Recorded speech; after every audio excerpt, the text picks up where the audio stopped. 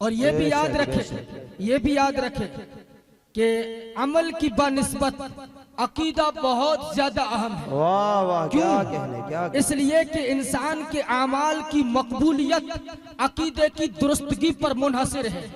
अगर इंसान का अकीदा दुरुस्त है तो ही उसका अमल मकबूल है, वरना चाहे हजारों नमाजें पढ़े, चाहे हजारों रोजे रखे, चाहे हजारों इबादतें करे, चाहे हजारों सजदे करे, अगर अकीदा दुरुस्त नहीं है, अगर अकीदा ठीक नहीं है तो उसका कोई अमल अल्लाह की बारगाह में कबूल नहीं।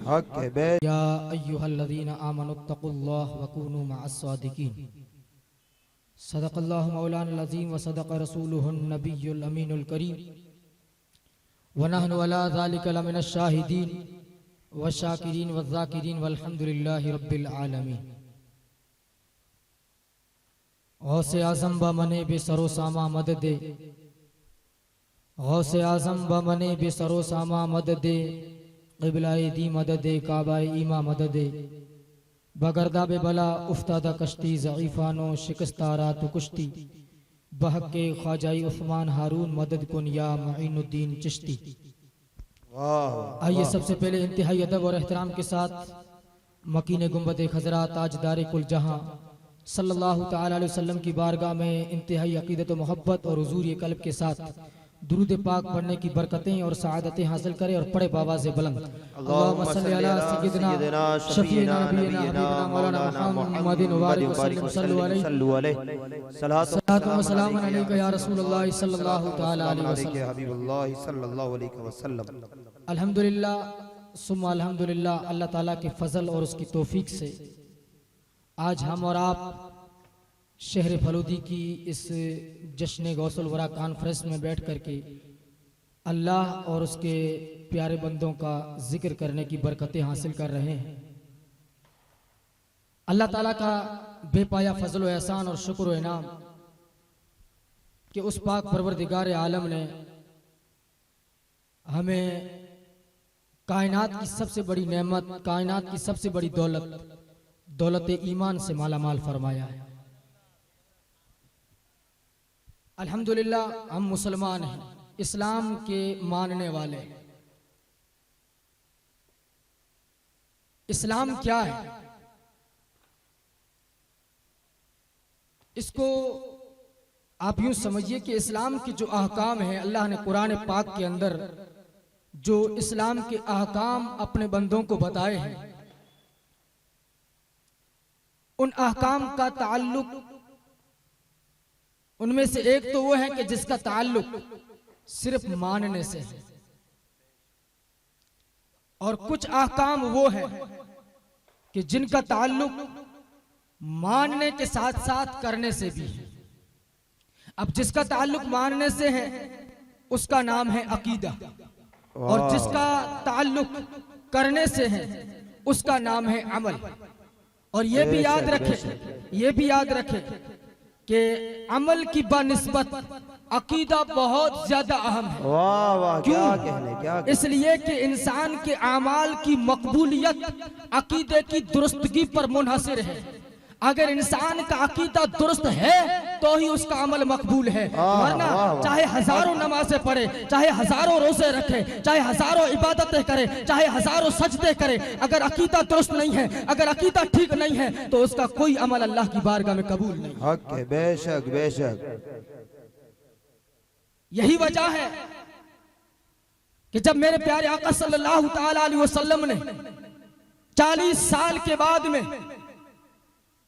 40 साल के बाद में जबले अबी कुबैस पर खड़े होकर के इस्लाम की सबसे पहली जो दावत दी, उस दावत में आपने ये नहीं कहा कि लोगों नमाज़ें पढ़ो, ए लोगों रोजे रखो, ए लोगों हज करो, ए लोगों ज़कात दो, ए लोगों नेकियां करो, बल्कि सारे लोगों को मेरे नबी ने 40 साल जिंदगी उन लोगों के बीच में गुजार करके अपना किरदार उनको दिखाया, अपना गुफ्तार उनको दिखाया, उनके बीच में इस तरह जिंदगी गुजारी कि वो गुमराही से मामूर मुआशरा, वो जहालत और गुमराही से मामूर समाज और सोसाइटी, हर तरह की बुराई उस समाज के अंदर थी, हर तरह की कदूरतें उस समाज के अंदर थी, लेकिन मेरे नबी ने उस समाज के अंदर रहकर 40 साल तक अपने दामन को हर तरह की बुराई से बचाया, हर तरह की कदूरतों से बचाया, अपना किरदार इतना पाक और साफ रखा कि जब 40 साल के बाद में जबले अभी कुबैस पर खड़े होकर के लोगों को बुलाते हैं और कहते हैं कि लोगों, मैं तुम्हें अगर कहूं कि इस पहाड़ के पीछे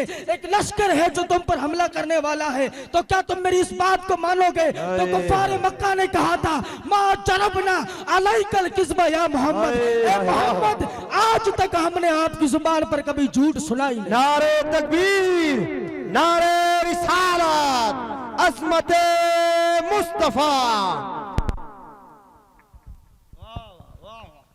तो सबसे पहली दावत मेरे नबी ने अकीदे की दी। तो पता क्या चला कि अगर अकीदत दुरुस्त होगा तो ही इंसान का अमल मकबूल है। अब देखिए, इस्लाम का सबसे बुनियादी अकीदा जिस पर इस्लाम की ये जो दीवार है, इस दीवार जिस पर इस्लाम की दीवार टिकी हुई है, जिस पर इस्लाम की इमारत टिकी हुई है, इस्लाम का बुनियादी और कंपलसरी अकीदा, जिसके लिए कुरान भी उतारा गया, नबियों को भेजा गया, सारी आसमानी किताबें उस अकीदे के लिए उतारी गई, वो अकीदा है अकीदा तौहीद। इस्लाम का अकीदा है कि ये जो कायनात है, कायनात, इस कायनात को चलाने वाली एक हस्ती है जिसका नाम है अल्लाह। देखिए, इस दुनिया के अंदर कुछ वो लोग भी हैं जो खुदा की जात का इनकार करते हैं, खुदा के वजूद का इनकार करते हैं, जिनका मानना है कि खुदा कोई चीज नहीं है। नास्तिक, एथिस्ट जिन्हें कहा जाता है, जो खुदा की जात का इनकार करते हैं। और वो ये कहते हैं कि ये जो कायनात है ना, कायनात अपने आप वजूद में आई, बल्कि उनकी थ्योरी है कि बिग बैंग एक बहुत बड़ा धमाका हुआ था जिसकी वजह से ये कायनात वजूद में आई है। अब आप बताइए, धमाके से चीजें बनती है या पकड़ती है? इस्लाम ने अकीदा दिया है ये कायनात अपने आप नहीं है, ये कायनात का निजाम और सिस्टम अपने आप नहीं चलता है, बल्कि कोई एक जात है जो इस कायनात का निजाम और सिस्टम चला रही है। अब इंसान है ना, इंसान उस जात को माने कैसे? क्योंकि इंसान को देखने का खूगर है, इंसान तो देखने का आदी है। जब तक किसी चीज को देखता नहीं है तब तक उस चीज को मानता नहीं है। अब अल्लाह एक है, इस कायनात को चलाने वाली जात अल्लाह की है, अल्लाह की कुदरत है, अल्लाह जो चाहे करता है, फ़ाअलुल लिमा युरीद है। सब अगर कुन कहे तो कायनात वजूद में आ जाए। ये इंसान अगर माने तो कैसे माने? तो अल्लाह तबारक व तआला ने अपनी कुदरत का शाहकार बनाकर, हर तरह के तसर्रुफात देकर, हर तरह के इख्तियारात देकर, इल्म गायब देकर के अपने मोहम्मद को भेजा और दुनिया वालों को बता दिया कि मेरे नबी, तू दुनिया वालों के सामने हाथ उठा दे, मैं चांद के टुकड़े कर दूंगा, तू हाथ उठा, मैं डूबा हुआ सूरज वापस कर दूंगा, तेरी जुबान की वजह से मैं कंकरियों को कलमा पढ़ा दूंगा। सारे इख्तियारात ये ताकि दुनिया को पता चले कि जब मोहम्मद और रसूलुल्लाह के तसर्रुफात और कुदरत का ये हाल है तो अल्लाह की कुदरत और तसर्रुफात। वाह वाह वाह वाह वाह, सुभान अल्लाह। तो हमारा अकीदा है कि अल्लाह ने अपने नबी को अपनी कुदरत का शाहकार बनाकर भेजा है, हर तरह का तसर्रुफ, हर तरह का इख्तियार देकर के मुख्तार एक। अब यहाँ से मैं आखिरी बात कहकर के रुखसत हो रहा हूँ। उन लोगों को सोचना चाहिए जो तौबा नऊज़ु बिल्लाह कहते हैं कि तौबा नऊज़ु बिल्लाह, नबी मजबूर महज है, कोई नबी के पास इख्तियार नहीं है, नबी को किसी चीज का इल्म नहीं है, अल्लाहु अकबर कबीरा। बल्कि जो लोग ये अकीदा रखते हैं उन पर शिरक के फतवे लगाते हैं, जबकि 1450 साल की आप तारीख पढ़े कि पहले तो वो लोग जो थे मुस्तफा के तसर्रुफात को देख करके इस्लाम में दाखिल हुआ करते थे, और आज का ये मुसलमान कैसा मुसलमान है जो मुस्तफा के तसर्रुफात मानने वाले पर शिरक के फतवे लगा। सुने, बदर के मैदान में, बदर का मैदान बहुत गमसान की लड़ाई, आपने सुना होगा, इस्लाम की सबसे पहली जंग जिसमें अल्लाह पाक ने मुसलमानों को फतह अता फरमाई। वलक़द नसरकुमुल्लाहु बिबदर व अंतुम अज़िल्ला, कि अल्लाह ने तुम्हारी मैदान बदर के अंदर मदद फरमाई जब तुम बिल्कुल बेसरो सामान थे। उस मैदान बदर में मुसलमानों की तादाद 313 है, सामने हजारों का लश्कर जर्रार है, लेकिन अल्लाह ने फरिश्तों के जरिए से मुसलमानों की मदद फरमाई। 70 को कत्ल कर दिया गया और 70 को कैदी बना करके मदीने पाक के अंदर लाया गया। अब इन कैदियों के अंदर मेरे नबी के चचा हजरत अब्बास, वाह वाह वाह वाह, हजरत अब्बास भी है जो अभी तक मुसलमान नहीं हुए, बाद में इस्लाम कबूल किया है।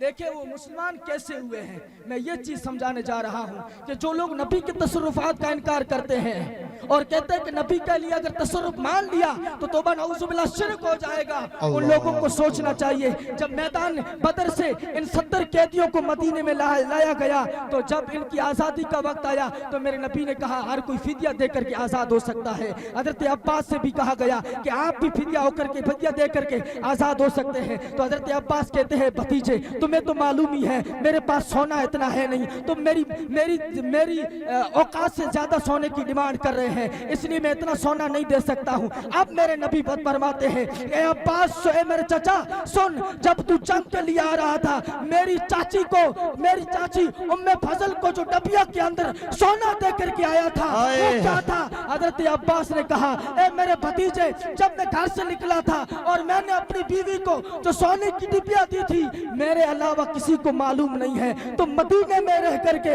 वो सारी डिटेल जानते हो। मैं दिल से कहता हूँ कि बेशक तू अल्लाह का सच्चा रसूल है। वाह वाह सुभान, नारे तकबीर, नारे रिसालत, शाने मुस्तफा। तो तसर्रुफात मुस्तफा देख करके लोग इस्लाम में दाखिल हुआ करते थे। इसलिए अल्लाह का फजल माने, अल्लाह का शुक्र माने कि अल्लाह पाक ने हमें अहले सुन्नत वल जमात, हमें अल्लाह ताला ने आला हजरत की फिक्र अता फरमाई है। आज हम निस्बतों का जो एहतराम है, आज 11वीं मनाते हैं, 12वीं मनाते हैं, तो शुक्र करे बरेली के उस ताजदार का जिसने इस सदी के अंदर जब हर तरह से तौहीद का आड़ में मुसलमानों के अकीदों को खराब किया जा रहा था, उस वक्त मेरे रज़ा ने अपने कलम के जरिए से ये सुन्नियत का बोलबाला फरमाया है। बेशक बेशक। और आज के इस दौर में अगर आपको ईमान बचाना, देखे फितनों का हुजूम है, हर तरह से फितनों की आंधी आ रही है। अब एक सादा लोग मुसलमान के लिए ईमान और अकीदा बचाने का रास्ता कुरान ने जो दिया है, मैंने कुरान पाक की जो आयत पढ़ी थी उसका मफहूम भी ये है कि ईमान वालों यानी वो लोग जिनका अकीदा सही है और फिर जिन्होंने नेक अमाल किए, उन लोगों को अल्लाह ने फरमाया कि ऐसे दौर भी आएंगे कि इस्लाम के लिबादे के अंदर भी तुम्हारे ईमान पर डाके डाले जाएंगे। इसलिए अगर इस दौर के अंदर अपने ईमान और अकीदे की हिफाजत करनी है तो इन अल्लाह वालों के दामन से जुड़ जाए। और ये जामिया फैजान जिला, ये सिर्फ यहाँ पर सिर्फ हमारी नस्लें तालीम ही हासिल नहीं करेगी, बल्कि यहाँ से हमारे ईमान और अकीदे की हिफाजत भी की जाएगी इंशाअल्लाह। अल्लाह पाक की बारगाह में दुआ है कि जो कुछ कहा है अल्लाह पाक बोलने में कमी गलती है अल्लाह पाक अपने फजल करम से माफ़ फरमाए। वमा अलैना इल्लल बलाग। अस्सलामु अलैकुम व रहमतुल्लाहि व बरकातहू।